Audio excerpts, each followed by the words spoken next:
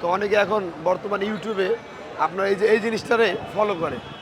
আসলে এটা হচ্ছে একবারে আপনার মিথ্যা ভ্রান্ত ধারণা। ঠিক আছে? এটা যে চিকন হলে যে লাল হয় বা চড়া হলে যে লাল হয় না, এটা মিথ্যা ধারণা। তরমুজ দেখবে যে এরকম, এই যে কালারটা, এই কালারটা বলবে যে এটা পাকা না কাঁচা। ঠিক আছে? তো আমাদের এই তরমুজ মনে করেন যে আপনার বাংলাদেশের বিভিন্ন জেলা বিভাগ থেকে আসে। যেমন এটা আসছে আপনার রাঙ্গামালী চর বিশ্বাস, ওখান থেকে আসছে। এখন যে বর্তমানে আমাদের যেই রমজান মাস চলতে আছে, তো এখন তরমুজ খাওয়ার পরিপূর্ণ সময়। তো এখন আমি আশা করবো যে সবাই এখন ইফতারের জন্য তরমুজ খাবে। হ্যাঁ, এবং যারা খায় নাই যে আরও কিছু সময় পর খাবে, তো আমি মনে করি যে এখন এই পরিপূর্ণ খাওয়ার সময়, এই সময়টা তরমুজটা খাওয়া উচিত। হ্যাঁ, এখন তরমুজ খাইলে তরমুজ খায় তৃপ্তি পাবে, এটাই আমি আশা করি। কারণ আমি নিজে দৈনিক 4 গাড়ি 5 গাড়ি তরমুজ বিক্রি করি। আমার দেখা যাচ্ছে আপনার বরিশাল থেকে আসে, ভোলা থেকে আসে, বিভিন্ন বিভিন্ন জায়গা থেকে আসে। আর আমি হচ্ছি তরমুজের দেশেরই আমার বাড়ি।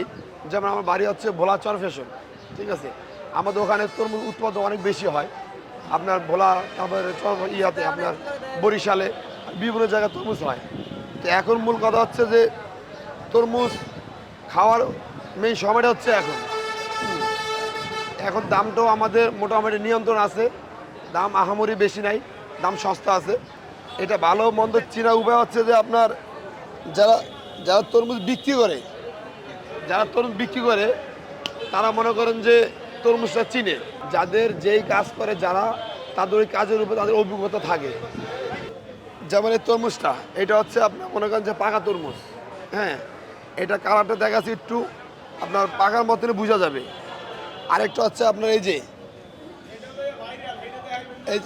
এটা হচ্ছে আপনার কাঁচা তরমুজ।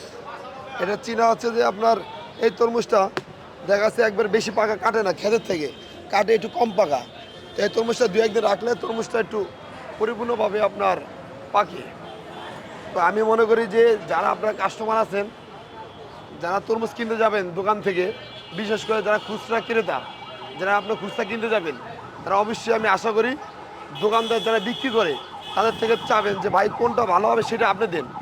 কারণ কাস্টমার এটা বুঝবে না, কারণ এই বিষয়ে তার অভিজ্ঞতা নাই।